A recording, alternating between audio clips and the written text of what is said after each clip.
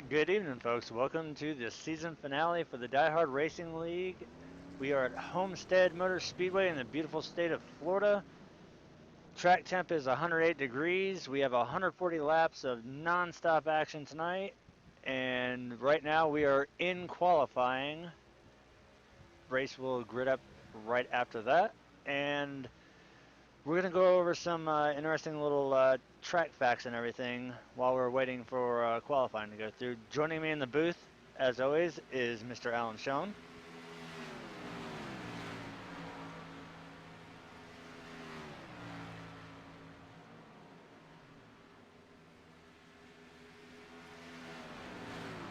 Now, fact-wise with this track, they broke ground on it on August 24th, 1993. It was dedicated on November 3rd, 1995. The inaugural race for the Busch Series was the Jiffy Lube Miami 300.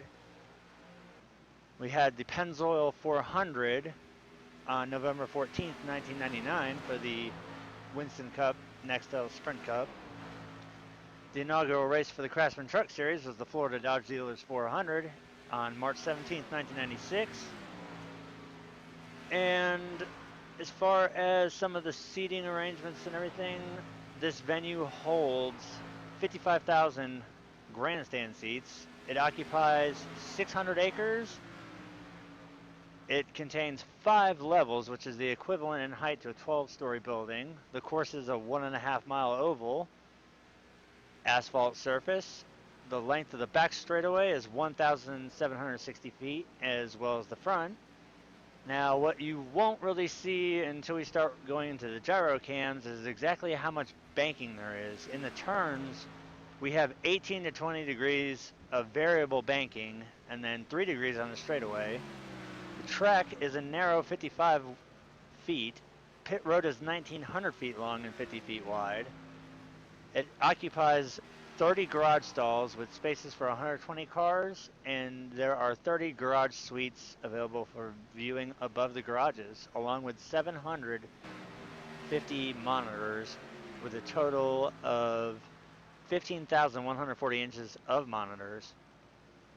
On top of your press boxes and everything else, there's also 4 lakes that were built in there for 2.5 million cubic yards of rock to fill those. Now, the most interesting thing is the electrical system. It requires 2.4 million watts of power per hour to illuminate the speedway. That equals the same amount of power needed to light 17,143 blocks of residential street lighting in South Florida.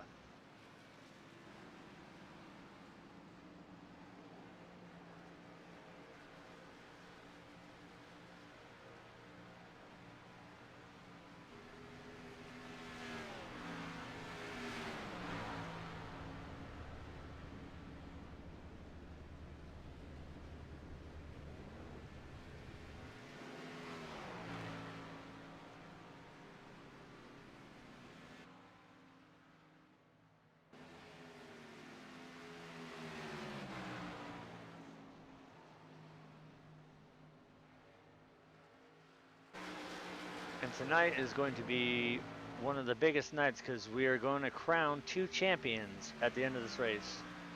Division 1 champ and Division 2. Now, last week, I know I had issues with audio to where I wasn't as loud as I should be, which hopefully we've rectified that situation.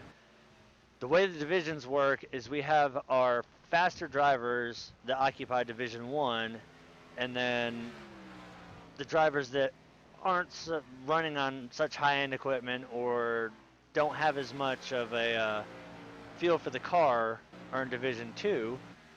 So by having 2 divisions, it gives everybody a chance to fight for something. And with our league here, the Division 2 champion winner picks which car we will run for the next season. Like, this season is obviously the Xfinity season. Next season, it could be the Craftsman trucks. It could be the K&Ns. It could be another season of the Xfinity car. You never know. And also, the winner or champion of Division 2 automatically gets bumped up to Division 1. That way, there's no repeat winners.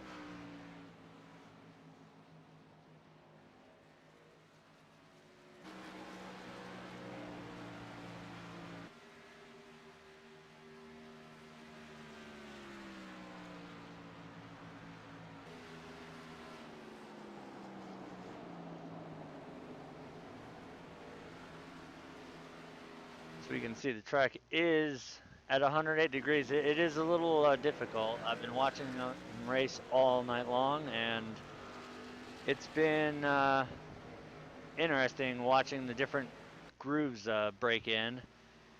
But as you can see, the track is pretty slick, especially on fresh tires.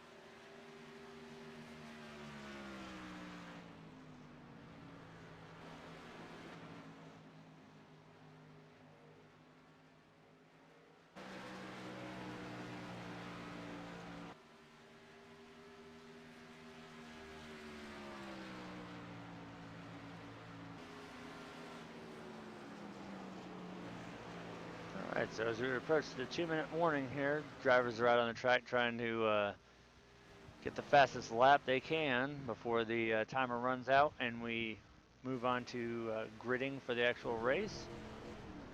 You see everybody making their mad dashes off the pit road to try and turn the fastest lap. And we can see it's a pretty close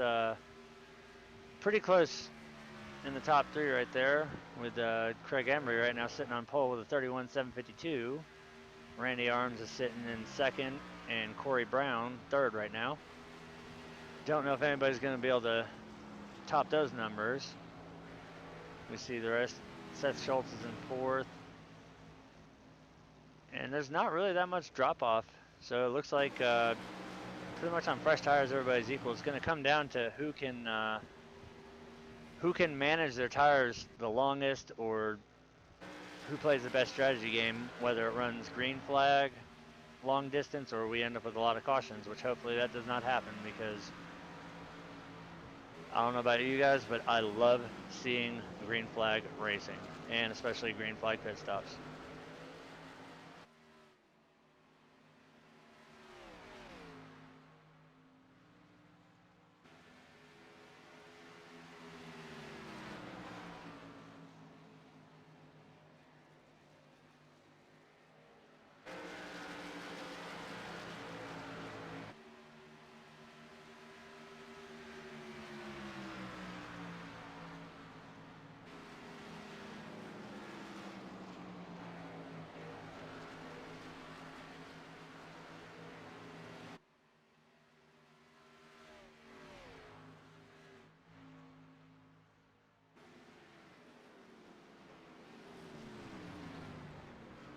All right, that's pretty much going to do it for qualifying. We will let the session state advance go on, and we will move on to gridding.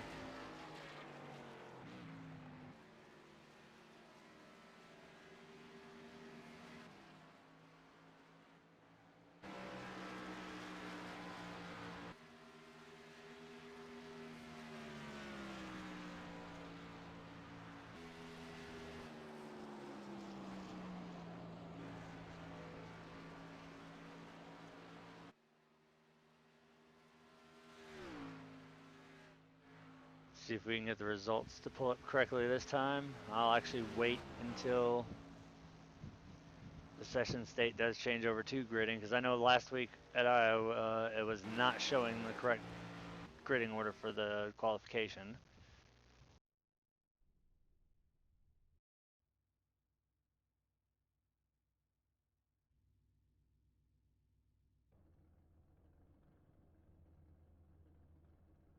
And once again, it's taking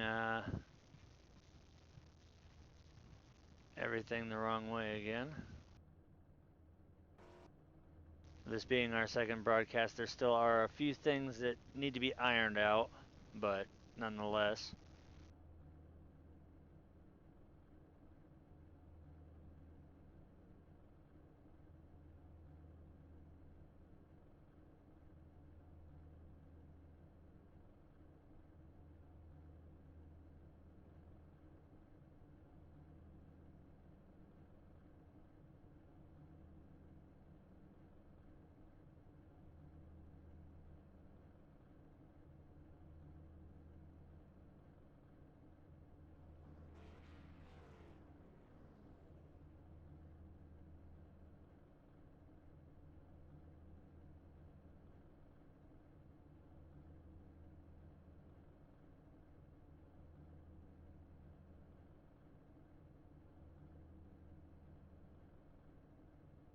We wait for everybody to grid up. We will get the pace car rolling as soon as possible.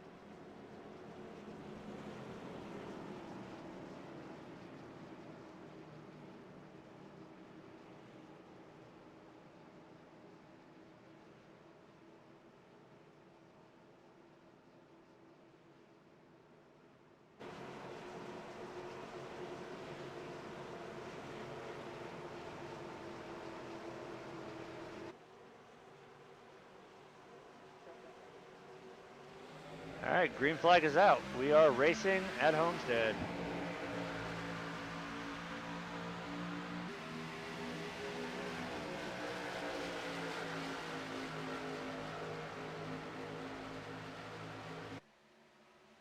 Field hauls it through turns 1 and 2. Craig Embry is going to hold on to that lead. We see Corey Brown already challenging Randy Arms for that second position.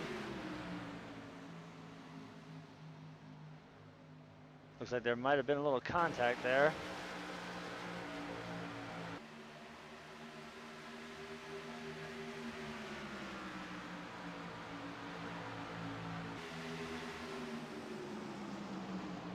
You see the number 31 of Seth Schultz got past the number 8 of Randy Arms, and there's the number 2 of Mike Major. Not running his normal Jack Daniels paint scheme tonight. Figured he goes something a little bit special for the final race of the season.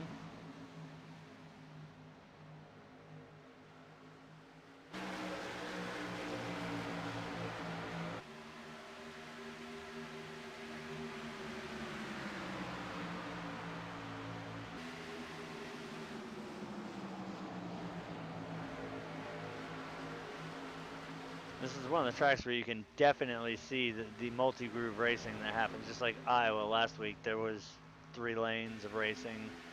Same thing they carried through practice through here. I saw multiple times where drivers were able to take it 3 wide, no problem.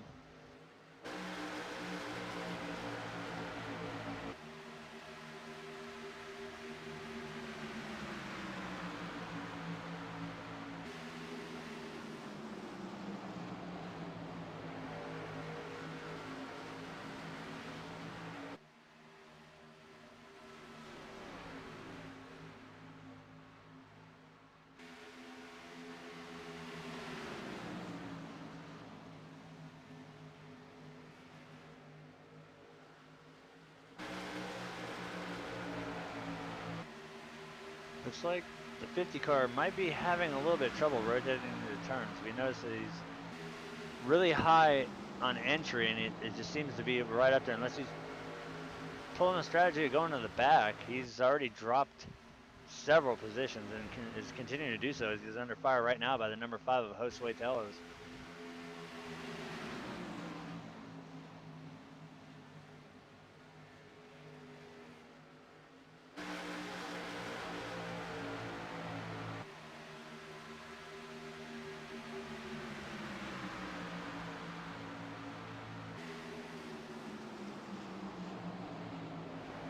It's pretty much the same up here at the front. They're pretty much minding their business, running their lines, and actually doing a lot of really good, clean double file racing up here.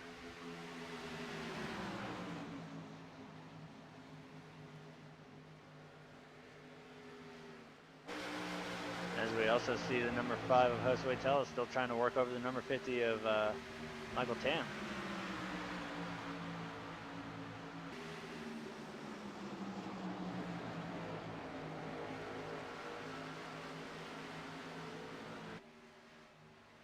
Mike does take that position, and Todd and Josue are both working that inside line to see if they could advance. See if Todd can get that position. Looks like he's going to probably end up getting that one, as Josue is going to follow suit as well. He does take that spot away from the number 50 car. The 10 and the 75 are drag racing down. I think Todd might have the advantage going into this corner.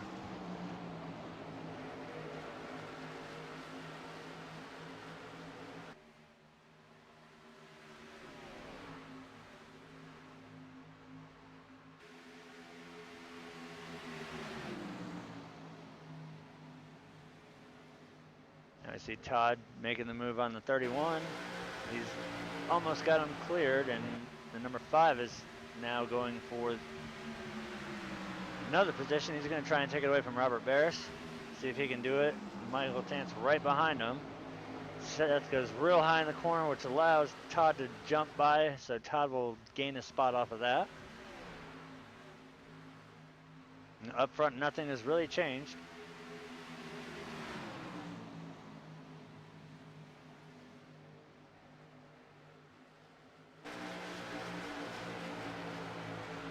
We compare some speeds here between the 5th, 6th, and 7th place cars here.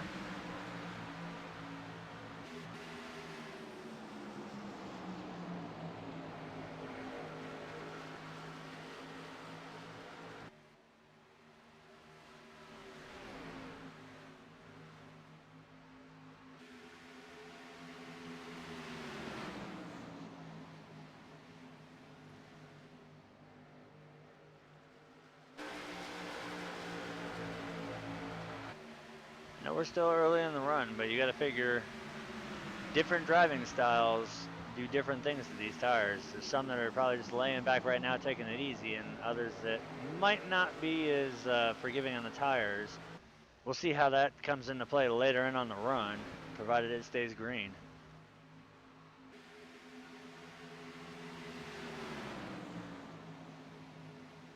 We see the 5 ducking low again on the 75.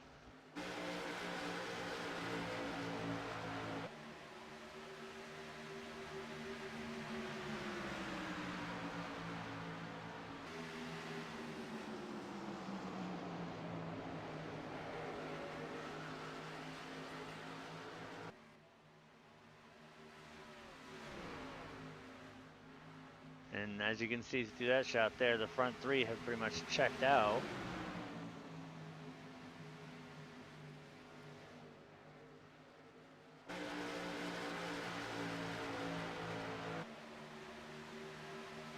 We got a good 4-car battle here going on.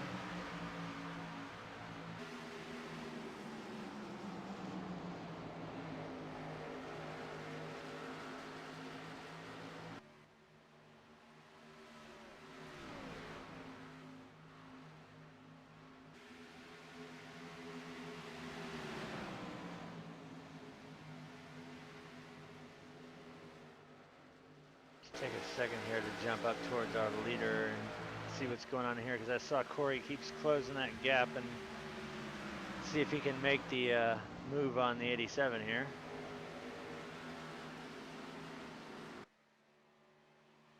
You can see third place is falling off now, so literally it's a 2-car battle for the lead.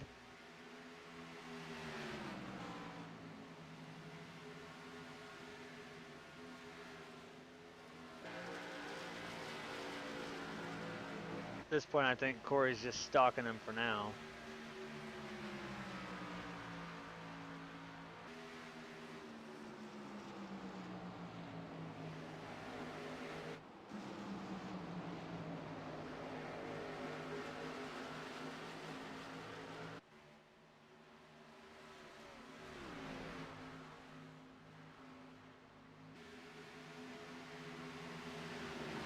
Now we got the 75 of Robert Barris challenging for position back again. While we were up covering the front three, it looked like Josue had gotten around the 75. Now the 75 is like, nope, I want that spot back, and he gets it. There might have been wall contact with the 5 there.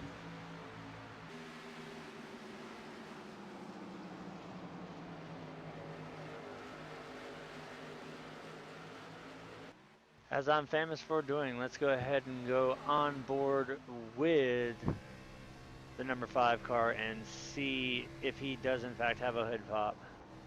Oh yes he does. He's got significant right front damage. He got a good chunk of that wall. It appears it looks like that's just cosmetic for now, but at a track like here where the draft actually does play somewhat of a role, that's going to hurt him in the long run the longer we stay green.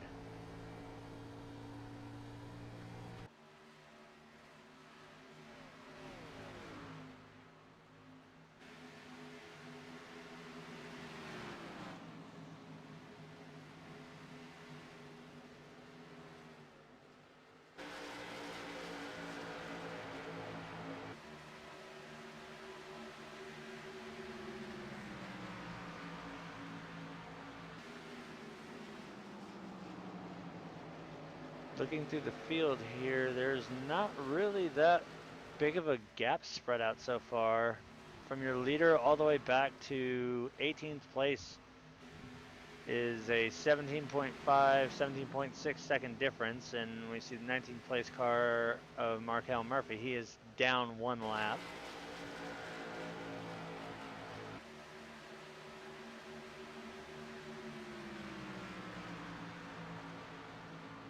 But other than that, all the way back to 17th place, you have less than 10 seconds from the lead car to 17th position, which is actually pretty good so far.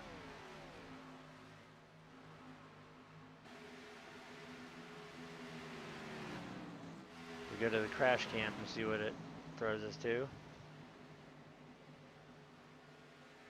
See the 28 running really high up on the wall there. That's going to allow the 6 of Rodney Kramer to make a run. He's going to get to the inside there of the 28 of Adam Linsky. His camera focuses on the number 9 of Scott Warren. Rodney's going to take that position going into 1.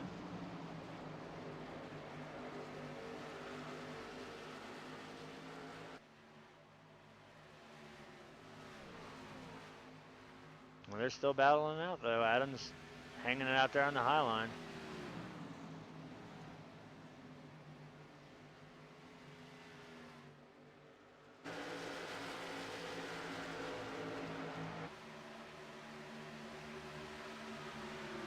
See behind the 9 the 76 of Brad Speidel.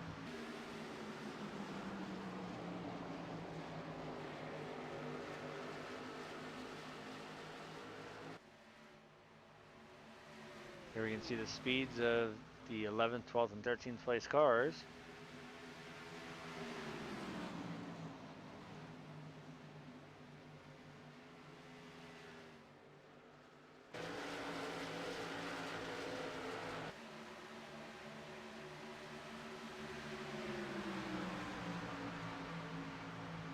And Rodney decides he wants to tuck that number 6 in as Josue dives it way down low. He's going to try and take the spot away from him.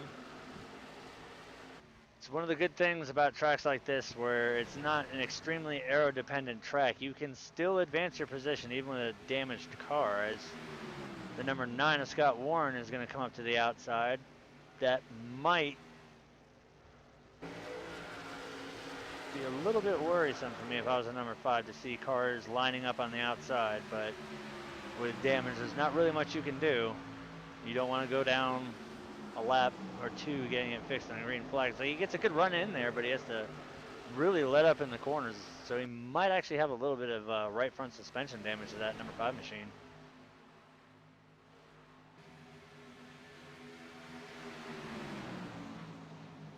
Yep, the 76 is going to join the battle. He wants some of that. See, things are pretty much settled out between the 28 and the 6.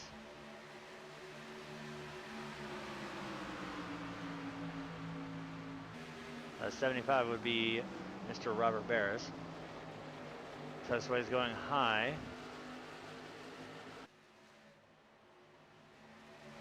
Right there was a perfect example. It saw 3 different cars and 3 different lines, and they were all able to make it work.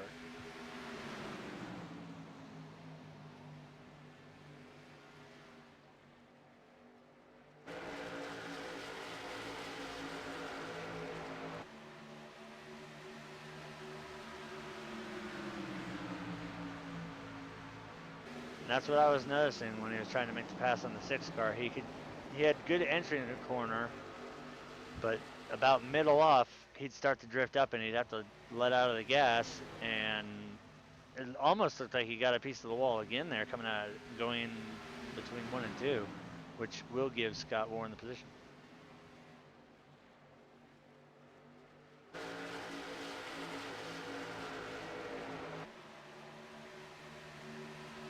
And we have a new leader too. Corey Brown takes over the lead from Craig Emery.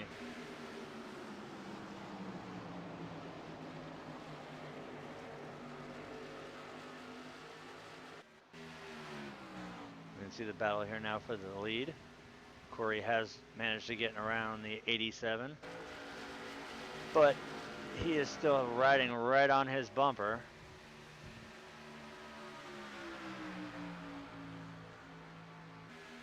Oh no, as he's going down low on the inside, he's already looking.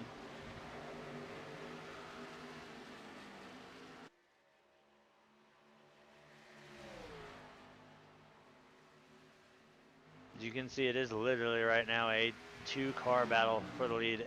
As the 87's got the slight edge going into the corner, they kind of even out middle off, but it looks like the 87 might be able to pull it off this lap. He's almost got him cleared. Corey gets that run off of the outside, but I do believe we will be able to hand the lead back over to the 87.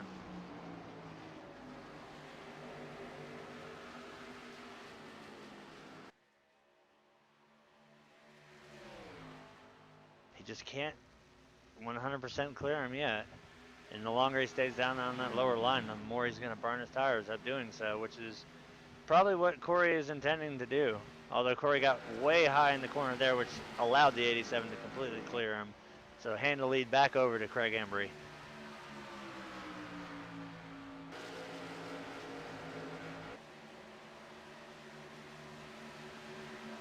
Yep, now we see the number 25 of Rusty Farrell in the mix too, as he's gotten past the number 5 and looking to go and advance on the 28 of Adam. As we just going 3 wide, look at this.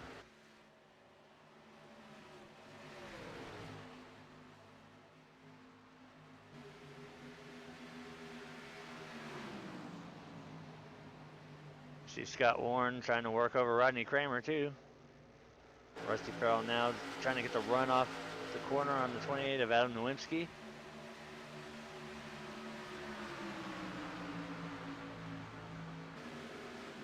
Rodney's able to hold on to his position for now. As Adam gets real high in the corner, that allows Rusty to get right up along the side of his door, see what he can do with it.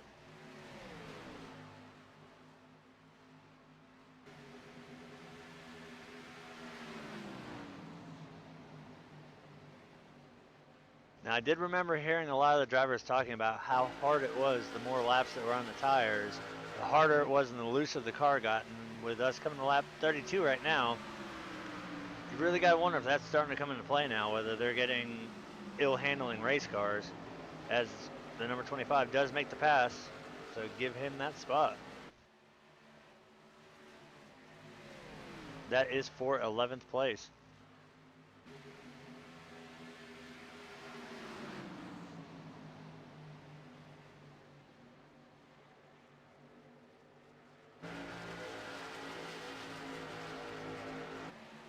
So right now your top 10 is Craig Embry leading, with Corey Brown right behind him, Randy Arms in third, Mike Major fourth, Seth Schultz fifth, Todd Cray sixth, Robert Bear seventh, Michael Tant eighth, Scott Warren ninth, and Rodney Kramer rounding out your top 10.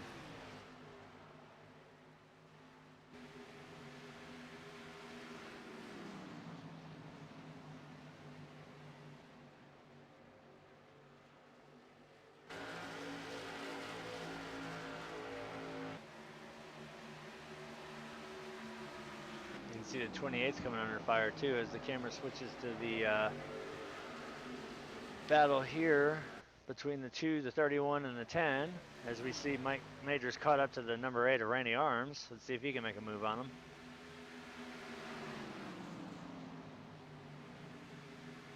Todd getting a real good run there. Is Michael, I believe Michael's actually trying to take it from Scott now. Scott was up on the high side and I saw Michael dive to the low.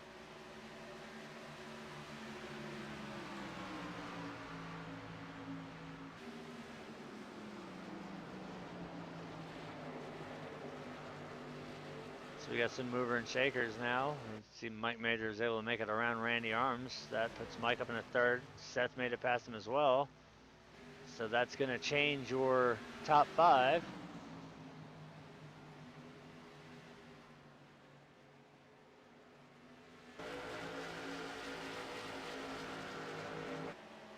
So number 6, Rodney Kramer, is still under fire from the 25 of Rusty Farrell. See somebody peeling off the pit road there.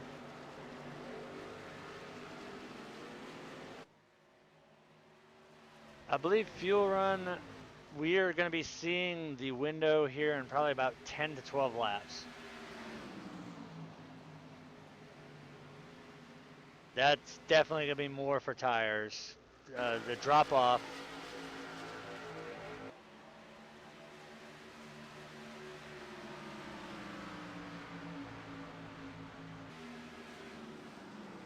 Fuel wise, I believe they're good for around 60 laps, but tire wise, I definitely think the window's going to open a lot sooner versus later, especially with this being 140 laps. If you want to make your sacrifice on position, you want to do it earlier than later. As we saw at Iowa, that played a big role. As we see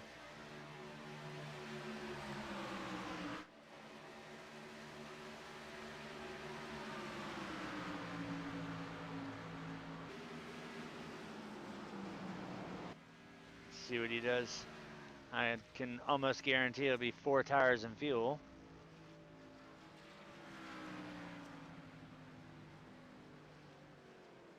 Let's see what his pit crew can rattle off here. Right sides are up.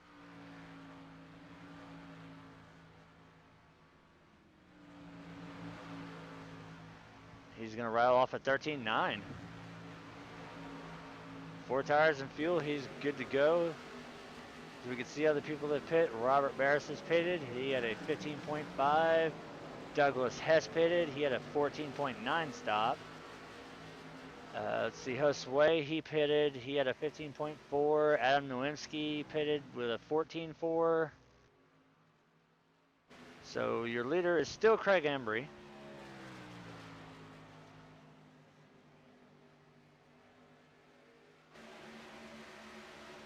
Now this is where it's really going to get interesting. You're going to have the battle between old and new tires again.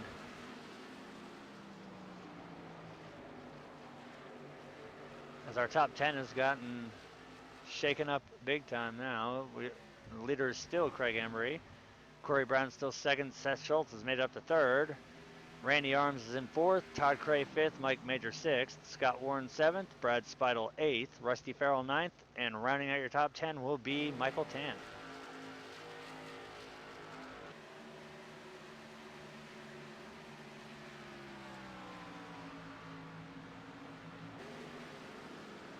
We'll cover his stop too, see what he pulls off for a time. So far the best is a 13.9 off of the number 6 machine of Rodney Kramer. Right side's up.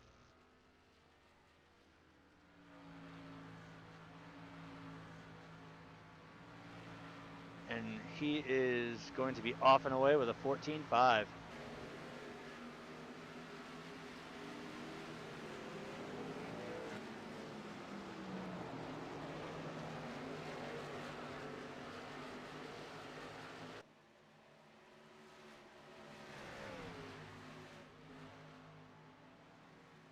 So as it stands right now, if the green flag were to stay out, this is going to still require at least one more stop.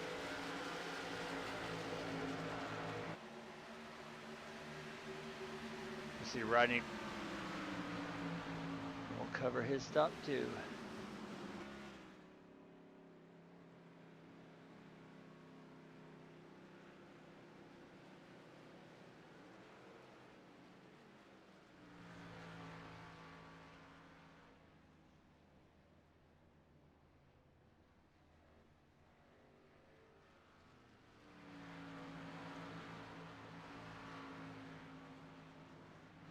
Todd's off and away with a 14.9. As we see the number 9 of Scott Warren enter pit road, let's see what he does for a pit stop. Guaranteed 4 tires and fuel. We're just going to look through and see if we can have a magical pit stop where everything comes together and works perfectly and somebody makes it out with a really killer time. Very good positioning in the box for the 9.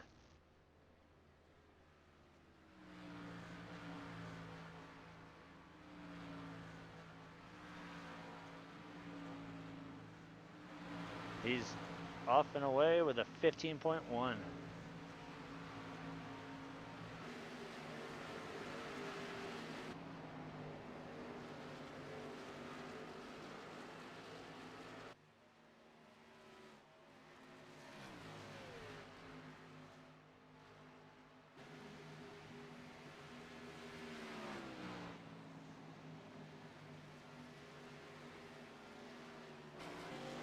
Yes, he is. We will cover his pit stop here, see what the number 8's plan is.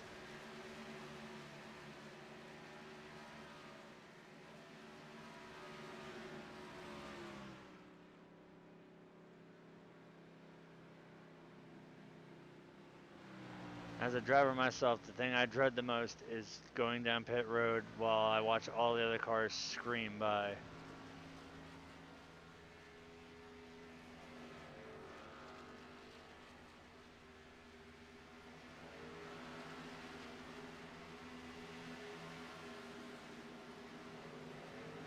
Randy rattles off a 14.3. We'll go to Corey and see what he gets.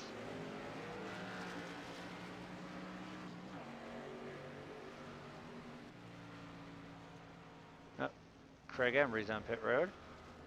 Your leader.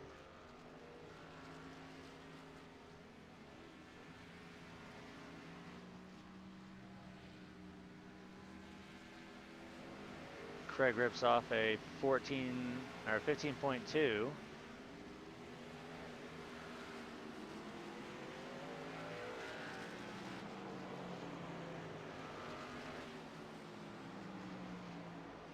So hand that lead over to the number 31 of Seth Schultz for right now.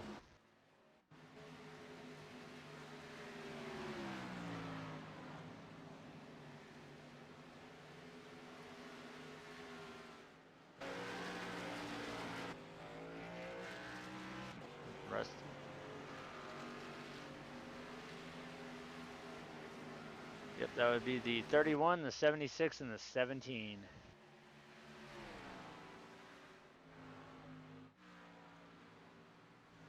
Same with James Brown. And let's see, how much longer is your leader going to stay out? He's ducking down right now onto the access road. Your leader is going to pit road. That will cycle the lead back around. Second place is still out on track, so he will assume the lead, but we will cover the pit stop. We see the Cheerios Mustang make his way down to his box.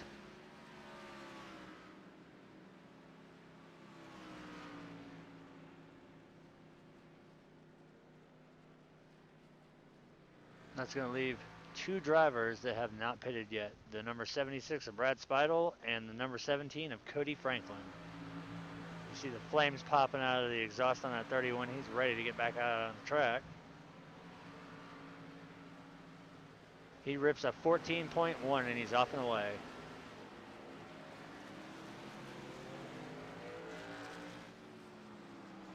As you can see, the leader is going to be passing him, but that's not going to be for long since Seth is on brand new sneakers. He's going to run him down fairly fast. You can see the number 20 back there of Caleb Thompson in that orange KTM machine. Makes you wonder now, being the leader, how much longer you're going to stay out, knowing that the rest of the field has already taken 4 fresh Dr. Feelgoods and a full tank of gas.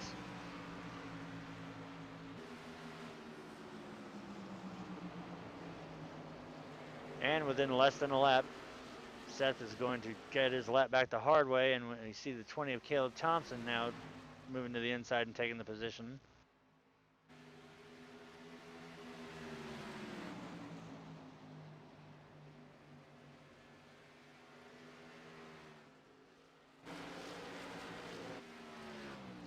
Go to the 17 car. He's still going to stay out as well. He's currently running in second, so as of right now, your top 10.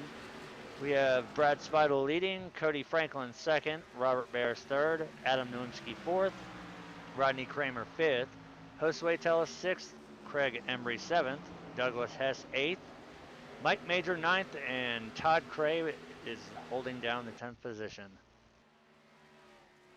As I read through that order, Robert Barris was able to make the pass on Cody Franklin for second.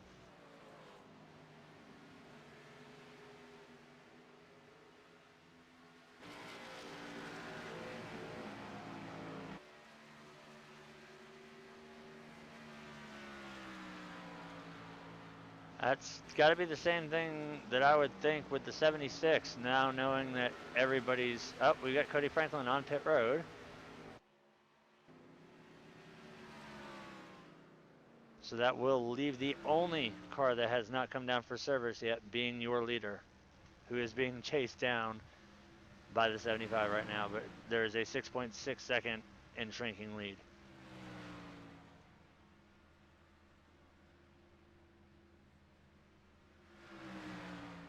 Cody pulls a 17.3. He might have had a little bit of optionals. But Brad is still out there running that down. He's got a 5.6 second lead over the second place car, Robert Barris, right now.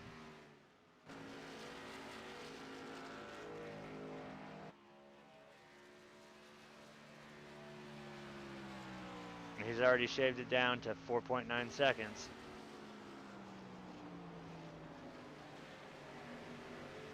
I wouldn't be surprised if that number 76 pulls down pit road this lap. In fact, I'd be more surprised if he didn't.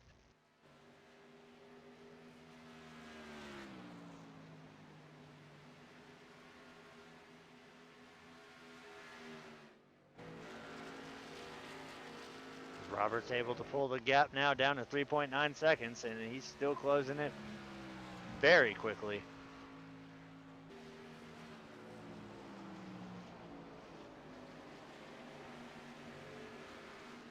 So that's 56 laps of racing on those tires right there.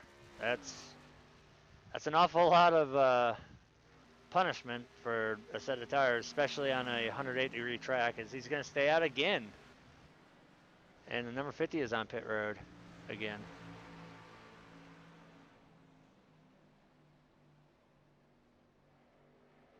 Oh, yeah, it looks like he is a victim of circumstance here.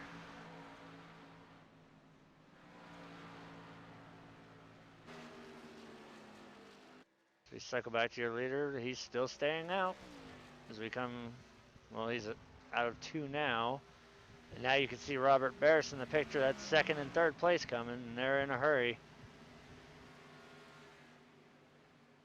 He's going to stay out again.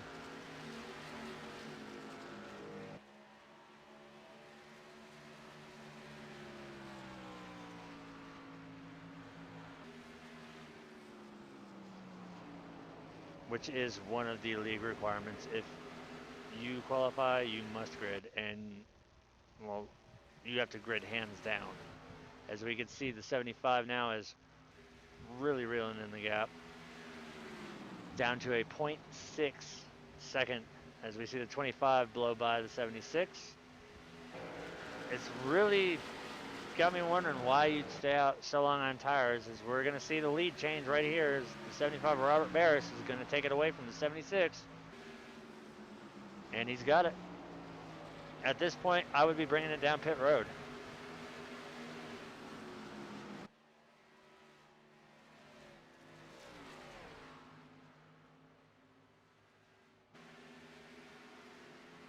And he's bringing it down now.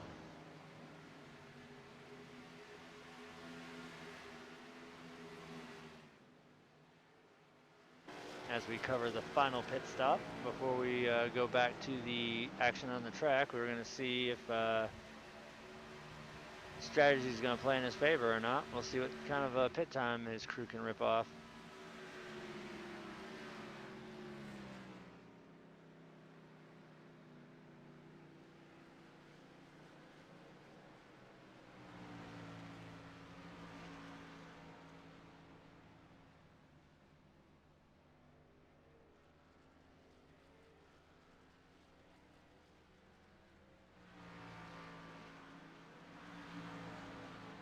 And he's off and away with a 15 flat. So cycling through complete green flag pit stops, the fastest out of everybody was the number 6 team with a 13.9 for 4 tires and fuel.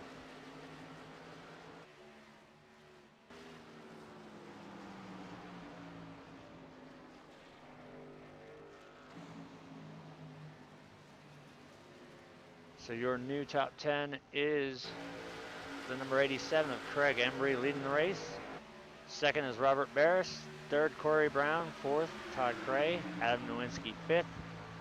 Randy Arms 6th. Rodney Kramer 7th. Mike Major 8th. Scott Warren 9th. And Josue Tellis 10th. And as I say that, the positions are changing.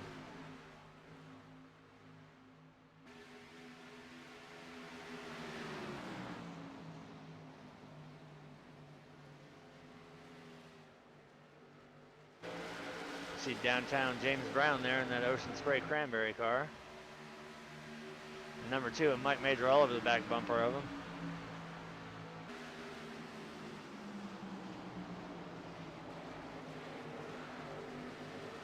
And there's the 48 of Markel Murphy.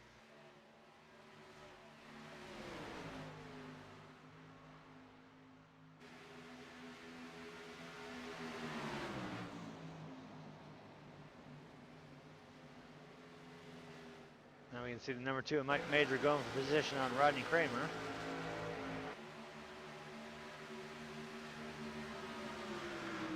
That is a battle for 7th place right there. And Mike's going to take it going into 1, and he's possibly going to try for a 2-fer coming out of turn 2.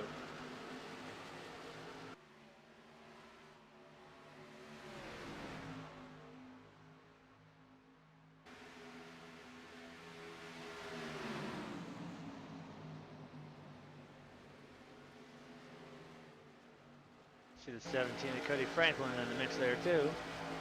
He is a lap down, but on newer tires. We got a good group of cars here. So Adam gets very high. That's going to hand 6th place over to Mike Major. And I do believe that Rodney is going to be the next for position on that one.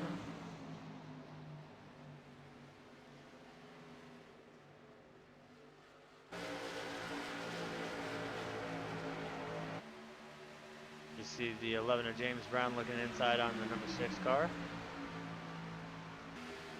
That is not for position.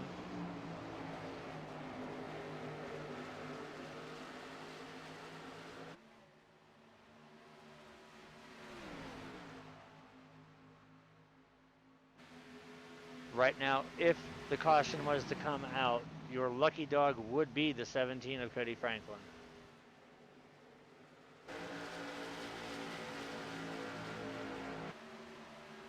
See the gap opening up now between the 28 and the 2. 11 tucks in behind Mike. He's going to try and get to the inside here. Mike's probably just going to let him go by. Which, when you're dealing with lap down cars, that's usually the smartest thing to do, is let them by.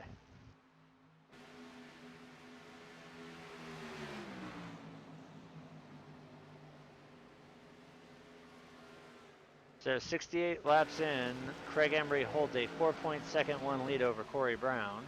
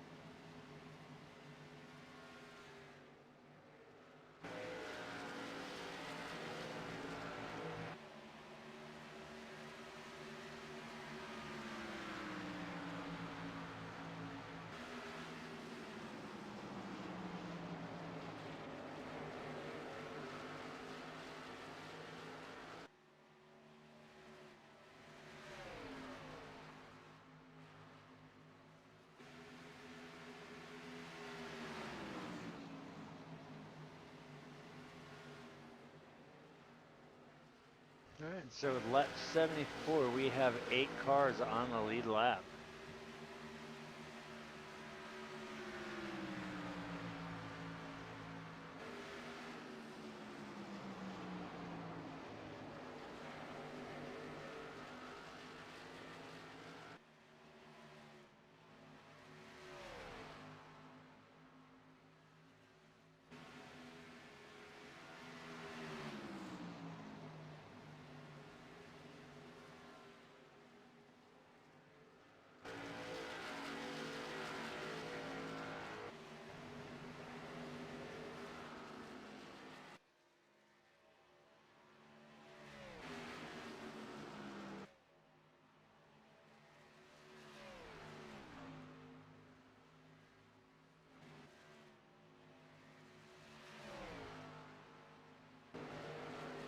Looks like the field is pretty well spread out, which is to be expected, seeing how we've got pretty much everybody on almost equal match tires.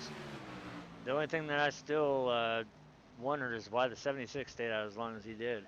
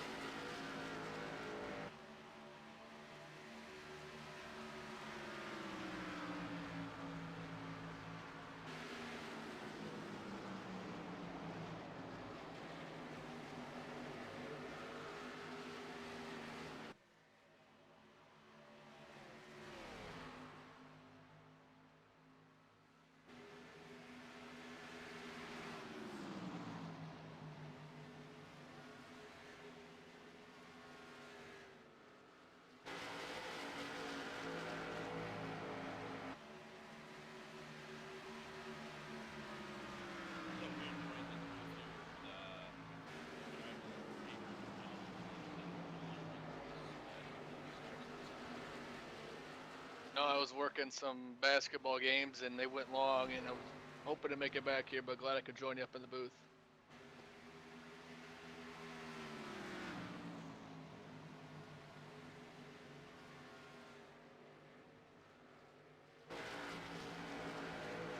Yeah, so Alan, right now the top six cars are the only ones on the lead lap. Caleb Thompson's 28 seconds back, so he could be on a lap down as Craig Embry is going into turn number 3.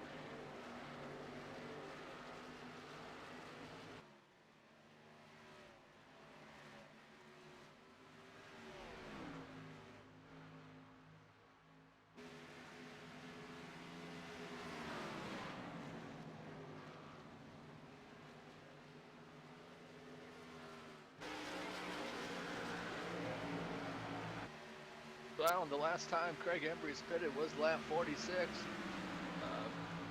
But it's showing that he's probably trying to split it up into about 45, 46 lap segments, so we'll probably see him coming down through pit road in about 10 laps. Yeah, I'm not what we're going to expect. He's may try to wait it out for a caution this round. Got Corey Brown right behind him. He's about 6 seconds back. He also made his way down pit lane for his first pit stop at lap 46 as well. So a lot of guys are playing the same strategy. Maybe somebody that's running a different strategy will find himself out in front once pit cycles go through again.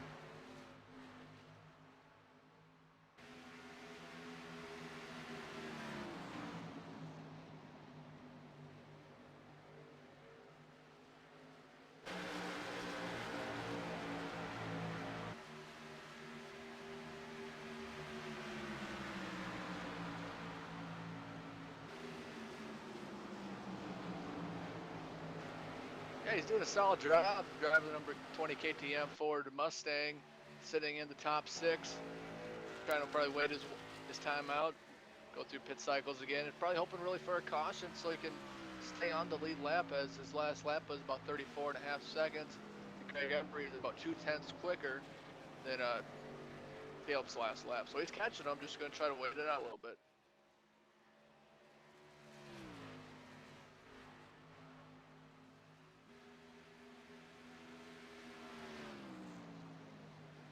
Let's go for an onboard ride around the track here with the number 20.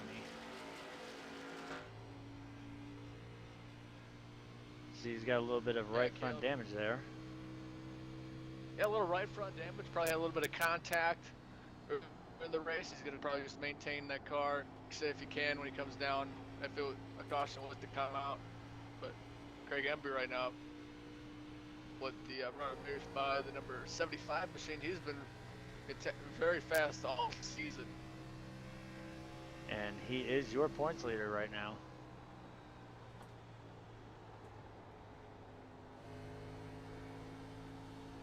see there's a 6.6 second gap between Craig and second place of Corey Brown. Quick little update here. The number 25, Rusty Farrell, has disconnected from the room. He will be ending his season with a 25th place finish here at the Homestead Miami Speedway.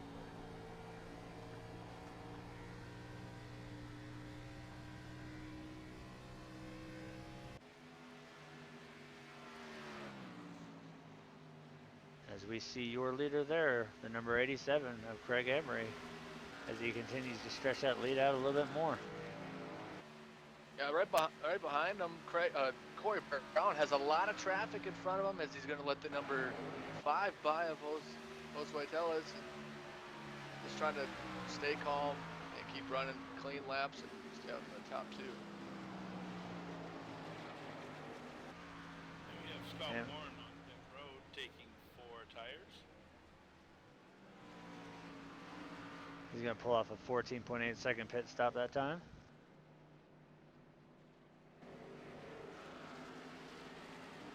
Right now, the battle on the track is for the 10th position with Rodney Kramer, Todd Cray, and Adam, the 28 machine. These guys are battling on the front stretch right now, going into turn number 1, and that is for the lucky dog right now. So this is a very important position if the caution was to come out.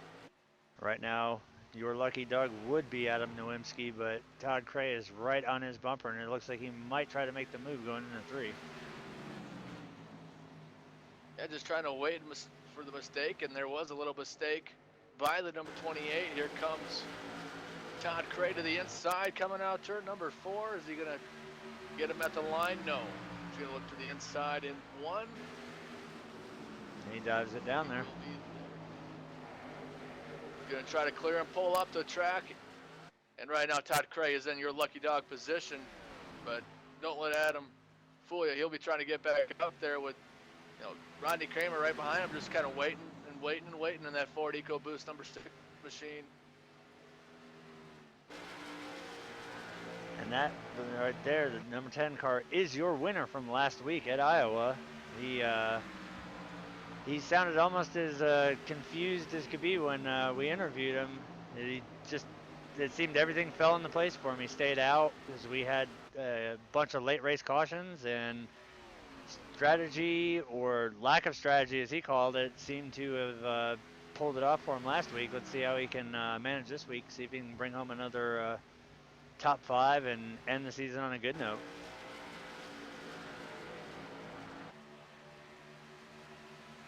Yeah, Todd Cray right now, if we take a look at the point standings, he is 2 points back of Rusty Farrell and about 8 points back of Rodney Kramer, so he will pass Rusty Farrell for 6th place in the points championship, but he needs Rodney Kramer to start falling back a little bit if he wants to get into the top 5. And he's gonna, as we see your leader ducking down pit road.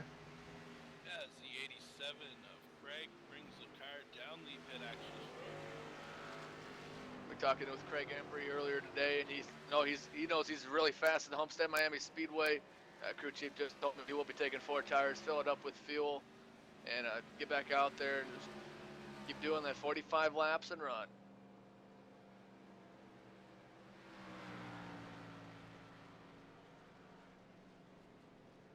Even though he will be this will be his final pit stop of the day unless the caution comes out with 50 laps remaining.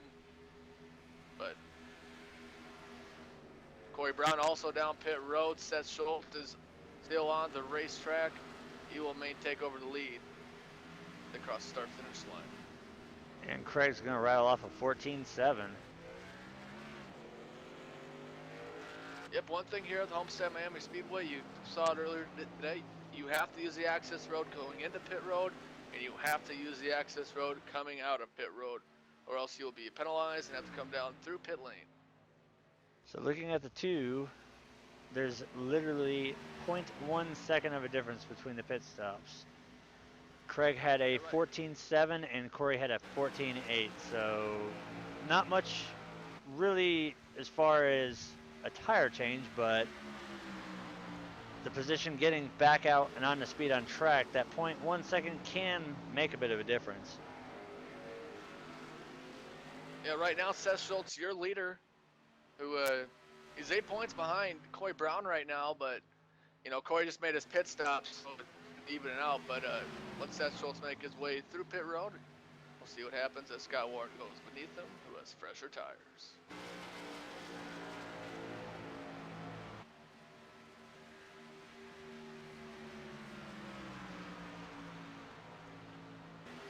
We'll take a look at Seth Schultz. Last time he made his way down pit lane was about lap 49, so I would believe he's going to be coming down pit road in about 7 laps at around 100, and they have 40 laps to go on those tires. And, you know, it's all about the strategy here. Seth always makes pretty good calls. Just had it last week at Iowa. Just cautions didn't fall his way, but we'll look to see him ducking down pit road in about 6 laps. And as we've been seeing too, that with a 108-degree track, after you get about 25 to 30 laps on these tires, the car does get very ill handling. I noticed in practice, a lot of the guys who were doing their longer fuel runs, right around when they hit around 30 to 35 laps, is usually when the car would start getting very, very loose in the middle to middle off the corner. So tires definitely do play a big role at a larger track like this. Speaking of tire wear, you could tell Seth Schultz's tires have fallen off. His last lap was a 34.3, and Robert Bader's right behind him in number 75, a 33.8, and he's getting that thing within a second. He's going to try to make the overtake because his last pit stop was on 69, so he has about 20 lap fresher tires. As Seth's last lap was a 34.586. So yeah, right now Robert Bayers, he's going to look to probably make the move on the inside of turn number 3. He's got a great run. I'm sure Seth Schultz knows that Robert is quicker. He's going to wait till turn 4. Oh, there he goes.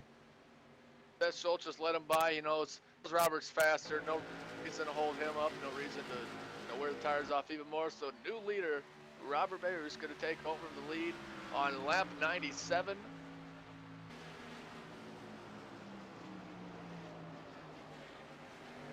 But they each have one more pit stop, so all depends when they want to make their way down pit road. Todd Kreis currently in 3rd. Brad Spildy catching up to him. We'll see if they'll be able to make the overtake to get into 3rd. See the number 28 of Adam Nowinski looking on the inside of Brad Speidel there. He's going to probably take that position going into 3, as he does right there.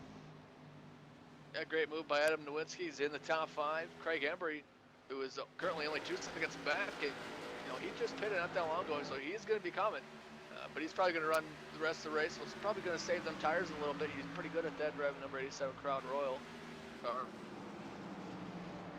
And we're going to see the 87 go low as the 76 washes up through the turn. That or he just let him go, which would be the smart move to do, seeing how they are on fresher rubber. As we see him dive again, he's going to try and make the move on the 28, and he's going to take it going into 3. Yeah, Craig Embry real quick right now with the fresher tires, 32.8. He's going to work his way into the top 4. It looks to be top 4, and about a second back of Todd Cray, but he'll catch him pretty quick. You can see the speed difference too between them. He's definitely got the speed advantage. Yeah, definitely running a second faster than Todd Cray, and pretty much everybody in front of him makes for 2 seconds quicker than Seth Schultz. I think we're going to see Seth Schultz make his way down pit road next time by. And the 87 is going to pass Todd, so hand another position over. That's going to take him up to the P3 right now. Yeah, the last thing that Craig Embry wants to see is that caution, because he is, I'm not quite sure on how far you can make it on fuel, but if you can make it 50 laps, which I'm pretty sure you can, you'll be able to keep that lead, because right now the closest person behind him that would be Corey Brown, who pitted at the same lap, who is currently 7 seconds back of Craig Embry. So the last thing Craig wants to see is that caution. And you definitely struck on something there. You can make it 50 laps on fuel, but 50 laps on tires, that's a whole different ball game right there.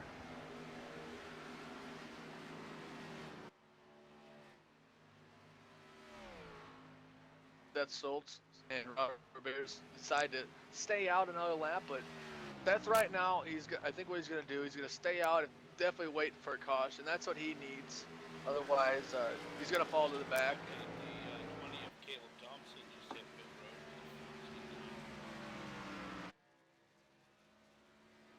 road. Yeah, he's the first car, currently a lap down. So, you know, he's hoping for that caution. Craig Embry makes his way around Seth Schultz to take over the runner-up position. See if Seth is gonna. Yep, Seth Schultz gonna make his way down pit road with the number 31 Cheerios Ford Mustang. He's gonna wait for Craig to pass him and just had to make his way down pit road. This will be his final pit stop of the day. 4 tires, gonna fill it up with fuel and get back out there.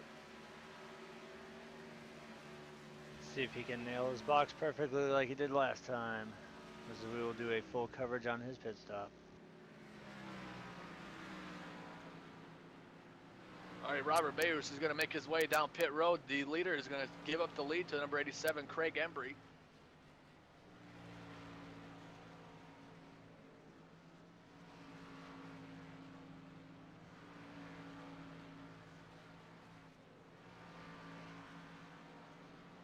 And Seth is down and away with a 14.5.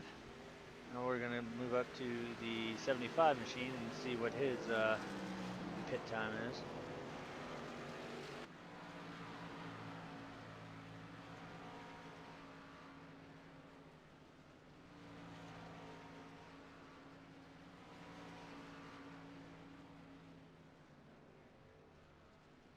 Adam Nowinski, driver number 28, he'll be making his way down pit road. He's going to surrender the 4th position. Robert is off and away with a 14.1. As we cover the next round of green flag with the 28 car.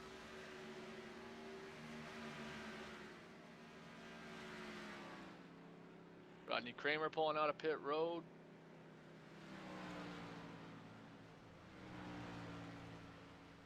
Oh, Adam Nowinski overshoots the pit stall a little bit, has to go into reverse. That's definitely going to slow him up. And, you know, they've been running around the pack. Rodney Kramer and him.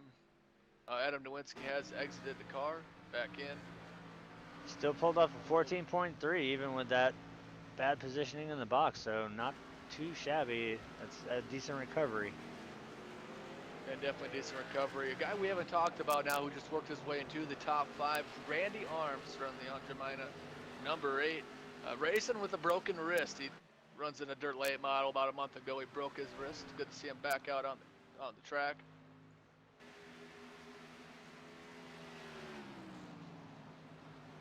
And that's proof right there that all you need is one good arm. Darn right. Yeah, he actually raced last night, was up into the top 2 in his late model, but ended up finishing a P. But right now it's all about Craig Embry, who's been putting on a show.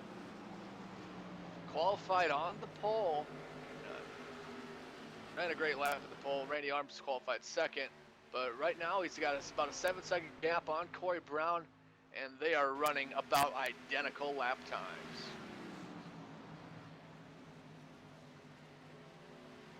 We see Mr. Downtown James Brown in that 11 Ocean Spray Cranberry.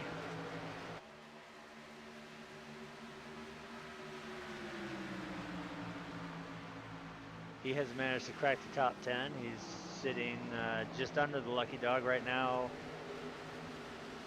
Robert Barris is going to hold your lucky dog position according to the standings here. The number 10, Todd Gray, enters back in the track. With 4 tires and fuel. We got a lot of action here. Randy Arms going into the inside. Then we got number 6. Rodney Kramer. We got a lot of battle here. Some of it is for position, but some of it is not for position. The guys that are battling for position would be Rodney Kramer, Adam Nowinski, Josue Tellez, and Todd Cray, all coming out of the turn number 2 side by side.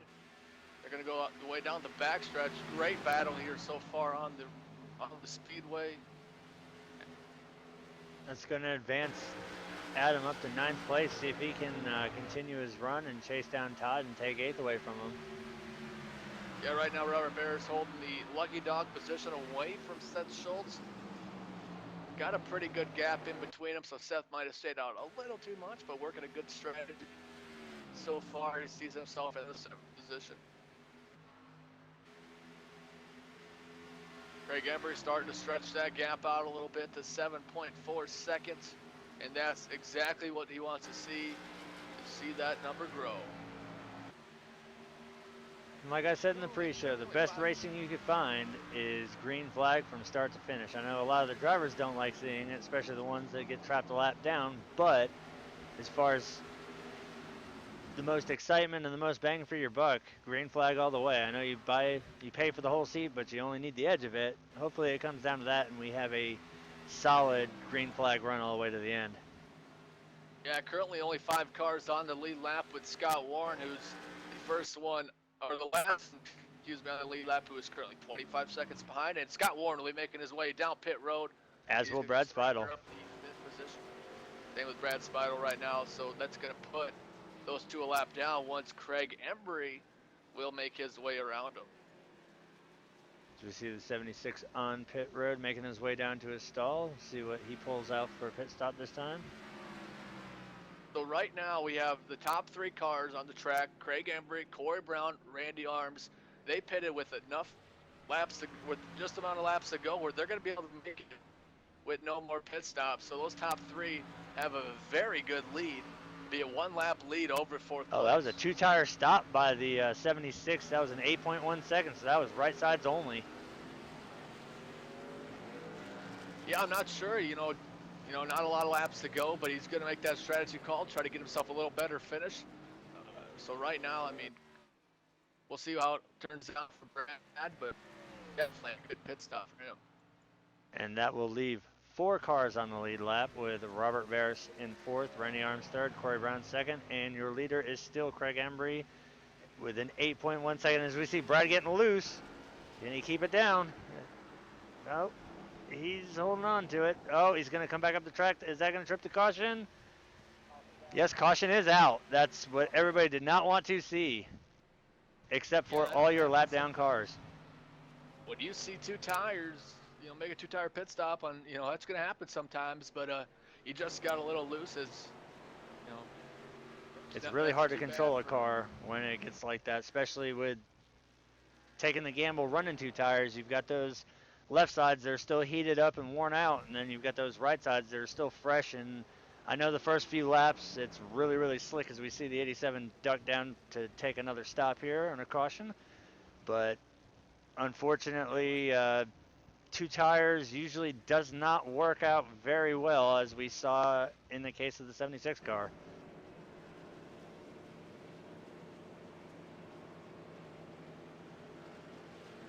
Yeah, so we're going to see the lane's going to open. Craig Embry has a very good gap on Corey Brown. He's going to make his way down pit road. Looks like Randy Arms is going to stay out. Yeah, I'm not quite sure Randy decided to stay out since he, you know, he's going to gain 2 positions, but he's going to be starting right. Craig Embry is going to be starting right behind him. So I'm not quite sure why Randy did that, but you know, good move by Craig Embry to make his way down pit road. I'll see if I can get an update from Randy Arms and see what we can do. As Craig's down and away with a 15.9. Corey pulled off a 15.6 that time. Roberts is still going right now. Let's see what he ends up pulling out. Well, we got a quick update here from Randy Arms. He didn't realize pit road was open, so that's why he stayed out. So could be a mistake by Randy, but he's not going to lose too many positions because of that mistake. Nope, as we see him make his way down pit road. We also see the number 5 cut down there at the last second. So your wave around cars will be, if they decide to stay out, Cody Franklin, Adam Nowinski, Rodney Kramer, Mike Major, Caleb Thompson, James Brown, Markel Murphy. Caution, guys? The caution was brought out by Brad Speidel, who just got loose coming out of 4. He took 2 tires on the pit stop and then just kind of looped it around and parked it in front of the track. We see all your lap down cars coming into pit along with the number 8.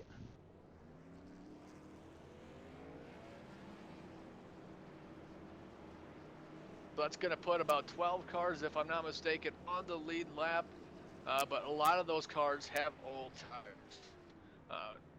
Right now, the fresh tires are going to be Craig Embry, Corey Brown, Randy Arms, Robert Barris, and Seth Schultz from getting the Lucky Dog. He made his way down pit road to get 4 tires.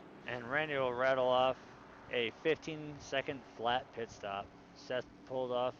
Let's see what he gets coming here. He got a 14.5.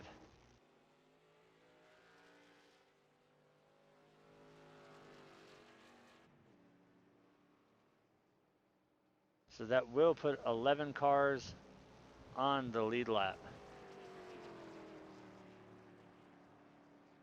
Let's see if we could try to get maybe Corey Brown down here for an interview.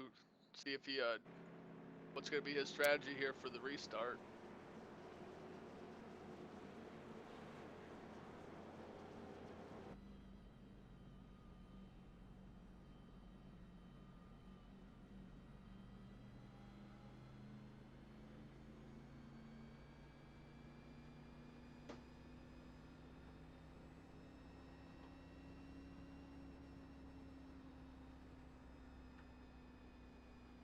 Hey, Corey Brown, he's currently sitting in second place. This is Avery up in the booth.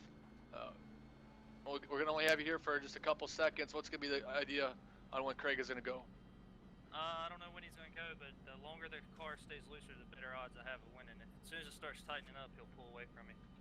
So, yeah. All right, Corey Brown, we're going to let you get back to it, but hopefully we're talking to you after the race. Yeah, man, thanks.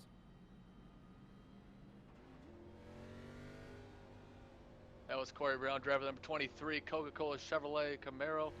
And currently, we're having a great, strong race. He's doing well in the point standings, sitting second place, pretty much locked up there, unless he does get taken out. But right now, it's Craig Embry going to take him to the green flag. Pace car going to make his way down in pit road. Craig Embry going to get on the gas. Looks like Corey Brown gets a pretty bad restart, which is going to hold Randy Arms behind him. Robert Barris going to work his way into second place. Randy Arms to the inside of Brown, but right now, great jump by Craig Embry, doing a fantastic job, single file behind him. And we've got a hornet's nest of activity behind these front 4.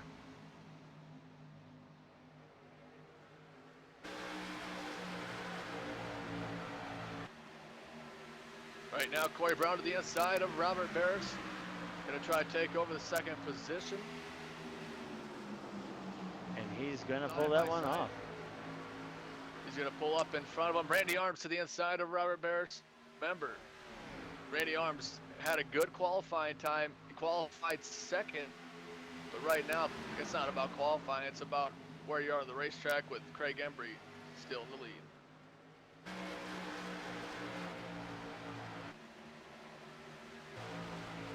Another good battle on the track. Looks like Seth Schultz driving number 31 on the inside of Todd Cray. I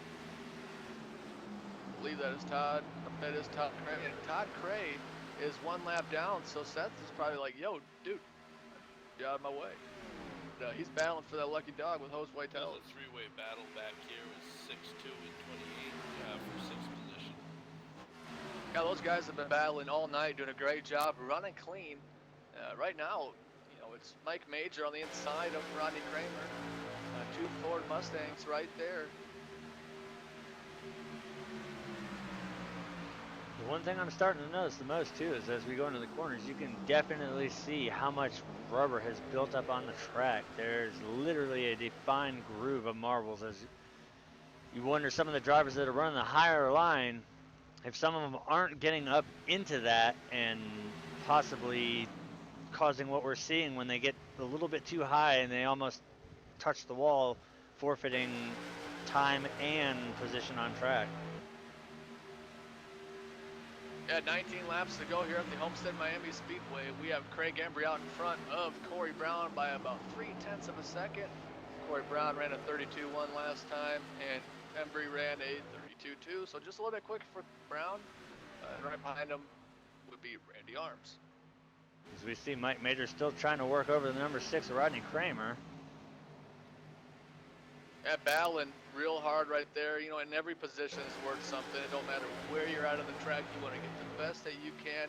And Rodney Kramer really needs that with only he's 4 points down to Zach Michael. But Zach Michael did not start this race, so he's going to move to 4th place in the points. But he is only 4 points behind, or excuse me, 6 points behind Seth Schultz. And but he's trying to get as much as he can. And hopefully Seth gets a little trouble for his case, but still on the inside of Rodney Kramer.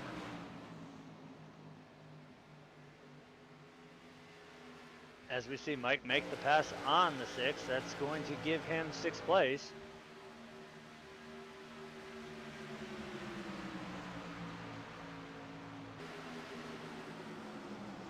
Now, before we forget this, we do have 3 cars that are no longer in the race. That is Rusty Farrell, Douglas Hess, and Michael Tan, who started the race.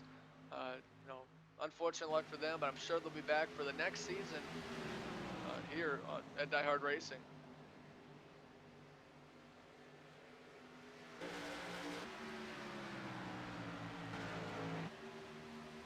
Okay, Craig Embry, guy who's relatively new to the league. He hasn't started a lot of races. I know he's pretty busy in his work schedule, but he has won in this series. He won a couple weeks ago at the Chicagoland Speedway, his home track. Gonna try to pick up win number 2.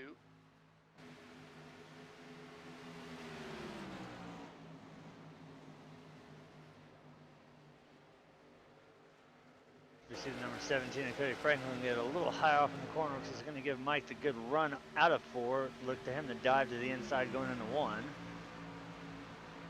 And we've got a battle here in the making right now. Craig Embry and Corey Brown have been running about the exact same lap times. Only 0.3 of a second is the gap between 1st and 2nd. So another quick little stat line for you. Between the Seth Schultz, Robert Barris, and Corey Brown, who are the top 3 in the point standings, is the average incidents per race. Robert Barris and Seth Schultz both have a 2.5 incidents per race, and Corey Brown with a 5. So they're all all 3 very clean drivers, all doing a great job. But the thing that helped Robert Barris out, he's had 9 starts in this series this season, and 8 top 5s in 1 win. I mean, that's how you're going to win championships. It's all about being consistent. If you can be consistent in the top 5, you're going to keep locking up championships. And the 23 of Corey Brown is really 87 in. Nope, let's see what right he now can do with 12 to go. Yeah, 12 laps to go. I mean, now it's down to .188. Obviously, we don't have the real time because iRacing didn't supply that till the lap is ended. But, you know, these guys are going to be battling hard. Craig Embry ain't going to give that away, but Corey Brown's going to try his darndest to get there. He's fairly comfortable in the points. He's got an 8-point gap in between him and 3rd. But all running real consistent. Embry was just a little bit quicker there that lap. But anything can happen. Anybody can make a mistake. Craig could get a little loose, which allows Corey Brown to get up to him. And that's one of the biggest mistakes you can do right there is bobble in front of the 23, because he will use every inch of that real estate to take advantage of it to gain position over it, which we've seen him do many times in the past. Yeah, not really much of a closer battle on the track, except for maybe Rodney Kramer and Caleb Thompson about the same gap. Not really a battle for the lucky dog either, with Todd Cray, who holds that position with 10 laps remaining. But Craig Embry was, again, just a little bit quicker there, about 1/10 of a second. Pulled away from the number 23, Coca-Cola Zero, Corey Brown. Oh, looks like he has some wall contact there out of 4. That's definitely going to change things a little bit there. Yeah, 9 laps remaining here at the Homestead Miami Speedway. Corey Brown scrubbed that wall a little bit coming out of 4, but, you know, he's definitely going to be digging now.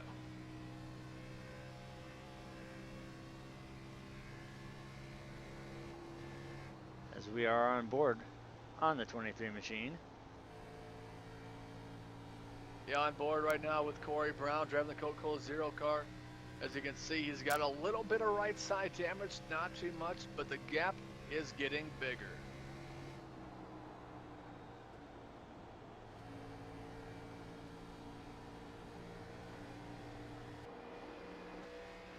As we look back from the leader, looking back at Corey, you can definitely see from the lead back it looks a lot bigger than it does looking out the windshield. Yeah, I'll tell you one thing right now. A lot of drivers will say, oh, I'm concentrating on what's in front of me. I'll tell you what Craig Embry's doing. He's concentrating both on what's in front of him and what's in that mirror. But he's just stretching that gap out right now. Ran a 33 flat. Corey Brown ran a 33.1. I'm going to say this again. Unless the caution comes out, I think Craig Embry's got this one. I would have to definitely agree with you on that, with coming to 6 laps to go this time at the line with a 0.8 second lead and gaining. It's almost written in the books that Craig Embry is going to take the checkered flag here at Homestead and end the season on the highest of all notes. Well, we heard it just a little earlier there when Corey was in the caution interview. He said if the car tightened up on him, it wasn't going to be worth a dang. So, you know, Craig's going to run away with it. I don't think Corey's going to have anything left for him as the car just continues to tighten up as the race gets longer on through. Yeah, Corey's had a fantastic race. He ran up in the top 5 pretty much the whole race. Started P3. Probably in P2, gonna finish second in the point standings championship. That's nothing to, you know, be ashamed of. He started 8 races, had 1 provisional. Just he's done a fantastic job. It's great to have guys like him in the league. We got great people that drive in this league. I've only been here for half of the season, and it's been great so far. I know a lot of guys that came with me really agree with that.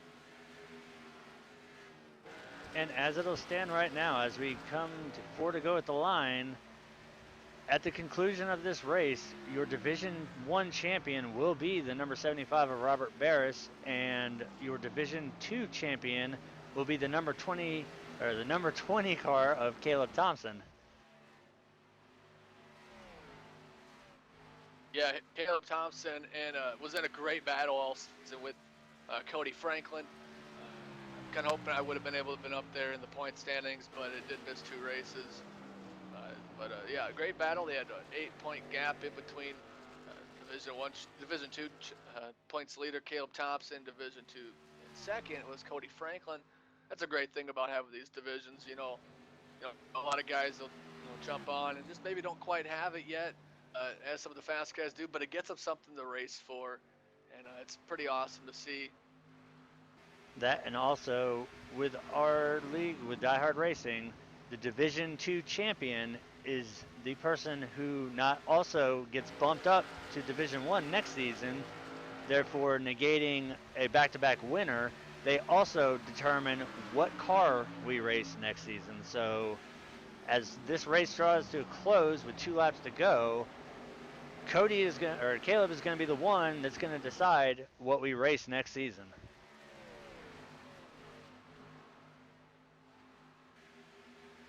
Two laps to go here at the Homestead Miami Speedway as Craig Embry goes into turn number 3 with 1.1 second left, 1.1 second gap over him and Corey Brown. He's going to come out of turn number 4. He's going to take the white flag here at the Homestead Miami Speedway, the final lap in the DieHard Racing League and the Xfinity cars. As we go on board for that final lap with the number 87. Yeah, Craig Embry, you know, you got a couple things you want to do. Usually your goal is that you start on the pole, lead a lot of laps, but the main goal is to win this race. He started on the pole. He led the most laps. Let's give a big shout out to the number 87, Craig Embry, coming out. Turn number 4, your winner at the Homestead Miami Speedway. Corey Brown going to take home 2nd place and 2nd in the points championship. Randy Arms going to take home 3rd. Great run for Randy, great run for everybody here from DieHard Racing League at the Homestead Miami Speedway. And I've got to say, this has got to be one of the finer races we had. Only 1 caution that was brought up by the 76, but other than that, we had amazing green flag racing from the beginning all the way to the end, and clean competitive racing at that too. Yeah, we had a great race so far. Craig Embry worked real hard. So did Corey Brown, and so did the rest of the field. But there was battling all over the track. Great racing all race. It was awesome. As Well, we looks see, like celebrations we are have, underway. Yeah, it looks like we caught up with Randy Arms, the third place finisher. Randy, you got a copy? I got you. Randy coming back with a broken wrist, taking home third place. You started P2, but third place is something great. How did your race turn out? Yeah, it was all right.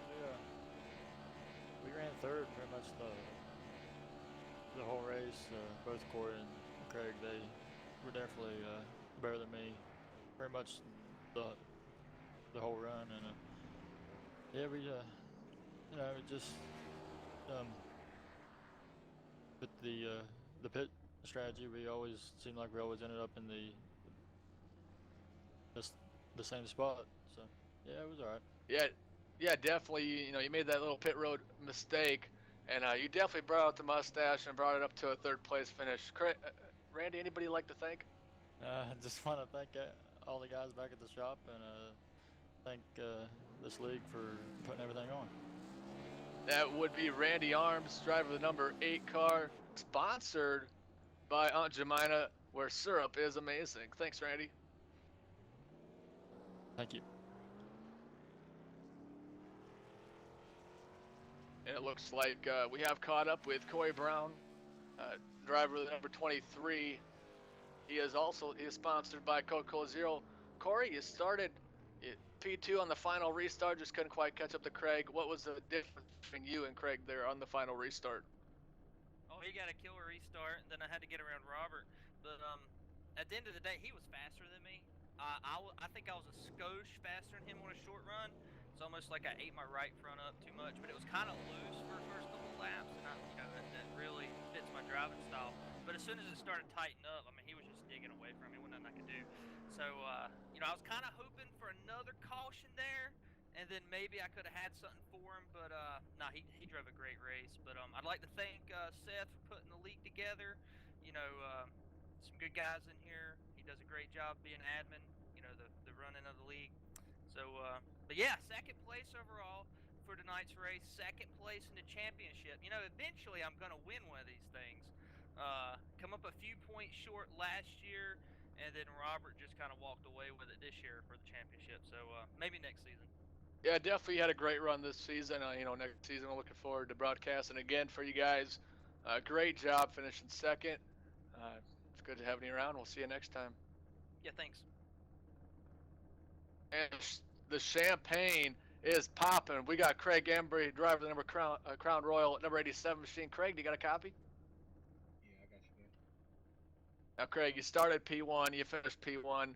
This is your second win of the season. How did the race go from the driver's seat of the number 87 Crown Royal machine? We couldn't have gone any better for us. We really put a whole race together, being able to start out front and pretty much stay there the whole time. But it was fun. I knew pit strategy was going to come into play, and you're going to have to manage your tires a little bit over the run, and it just all worked out for us. Yeah, definitely. Great run. I know last week you had a little bit of trouble at the Iowa Speedway. Any sponsors, any teammates you'd like to thank? Don't have any of my teammates racing with us in DieHard yet, but I thank everybody that's involved with the league for what they do. I've had fun racing with them, and thank you for broadcasting. Now, the most important question, will we see you back next season? Oh yeah, I'll be back. That's Craig Embry, driver number 87 Crown Royal, taking home the victory at the Homestead Miami Speedway. Now that the winners have been taken care of, the champion of Division 2, we have Caleb Thompson, driver of the KTM Ford Mustang, number 20. Caleb, you got a copy? Yeah, I got you. Caleb, you had a great race. You're battling a lot there on the racetrack. You had a great race. You did awesome. What was the difference between you and trying to take home that championship? Yeah, I think we just, coming to every race, you gotta participate to get those points. And in the beginning, I didn't have very good luck there, but towards the end, we put together a few top tens there, so got a Yeah, with pretty good lead. with a 19-point gap after the finish, you just knew you had to be strong going into this race. Homestead Miami Speedway is a tough track. You just try to give some of the spectators what makes this track so tough. Yeah, for me, I was just getting wicked tight in the center of the corner, and you just had to really manage those tires. And pit strategy didn't really work out for me there, but we still got ninth, so not too bad. Yeah, ninth place finish, last car on the lead lap. That's definitely an accomplishment with a race that only had one caution. So you're gonna be moving Division One next season. Will we see you back here next season at the DieHard Racing League? Oh yeah. All right, that is Caleb Thompson. Anybody like to thank real quick before we let you go? Yeah, I'd just like to thank Seth and the guys, and I'd like to thank Art and Alan and you guys for picking up the broadcast in there at the end. It's been really fun with you guys, and hope to see everybody next year. I think we're going to be running the K9 cars, so it'll be tough for me in Division 1, but let's give it a whirl. All right, Caleb, there it is. He just announced which car he would like to choose for the next season. Caleb, thanks again. We'll see you next season. Catch you later. Man, I tell you what, we got champagne popping, a bunch of other things popping, fireworks that are imaginary right now. But Robert Barris, the champ of this season with the Xfinity cars in DieHard Racing League. Robert, you got a copy? Got you. Man, Robert, you pulled that thing into a fourth place finish here. Thanking the popsicle for being on board that Chevrolet Camaro. You had a great gap going into this race. Pretty much had it locked up, but you're trying to win or go home. How'd the race at Homestead go for you? It was a bit of a struggle. I, for whatever reason, I've had a little bit of trouble with this track. Trying to find short run speed has always been difficult for me here. I've been fortunate the last few seasons we've ended here. We've had generally a lot of good long runs. I think today we had probably the longest green flag run of the season, and that really helped set up the pitch strategy. I don't know if I've been able to get back to Craig. I think I probably could have gotten back maybe to Corey to get second out of it. Craig was just lights out tonight on speed. So congrats to him on picking up the victory tonight. All right, let's just go kind of through. It's all about being consistent to win a championship. And 10 starts, 9 top fives. I mean, that's being consistent right there. How were you able to just maintain that consistency after a rough race at Daytona to just keep stringing top fives together? It's just good racecraft, having good speed overall helps set everything else up. And then the racecraft, just being able to manage traffic, manage your strategy. And I had some rough races in there. Emotional one at Talladega to get through that. Chicagoland, the top 3 in points all wreck on lap 5. Being able to salvage that, get the car fixed, get extra bonus point on strategy call.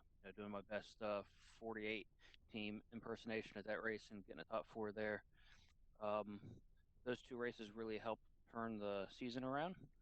At that point, I think Zach really had control of it. Those 2 races flip it around, and then I just finished the year out with good, consistent speed. Now, before we let you go, obviously, we got a lot of people you probably like to thank. Anybody like to thank right now? Yeah, iRacing again for putting this platform together for us to have fun. Seth and everybody at DieHard Racing for getting this organized. It's really, they need to be commended for not just running a good league, but being participants in it. That can create a conflict of interest, and that's really never been an issue here. So again, I just want to commend them for the superb job they do running the league. Guys at MaxV TV for doing the broadcast for the first part of the season, and then Art and Alan and you for picking up the last 2 races for us. And then again, finally, my wife just for understanding and letting me do this on a Sunday evening. All right, that is Robert Barris, your champion of the Xfinity Series here in the DieHard Racing League. Driver the number 75 Popsicle Chevrolet Camaro. See you next season, Robert. All right, then Art, let's just try to, before we head out of the broadcast, what did you see that helped get Robert into the championship battle throughout having all the consistent races? Like, what was the reason he was so fast and able to stay out of the wrecks?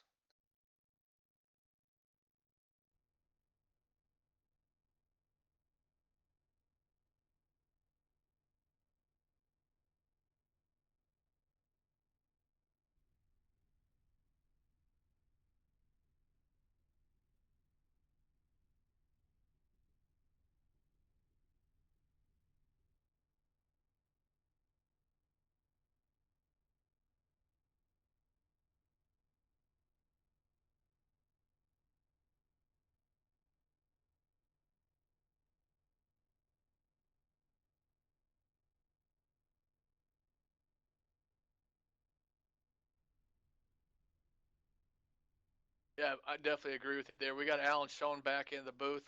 Alan, we've had a great season so far. What were some of the highlights that throughout this season that you just kind of comes up to your head?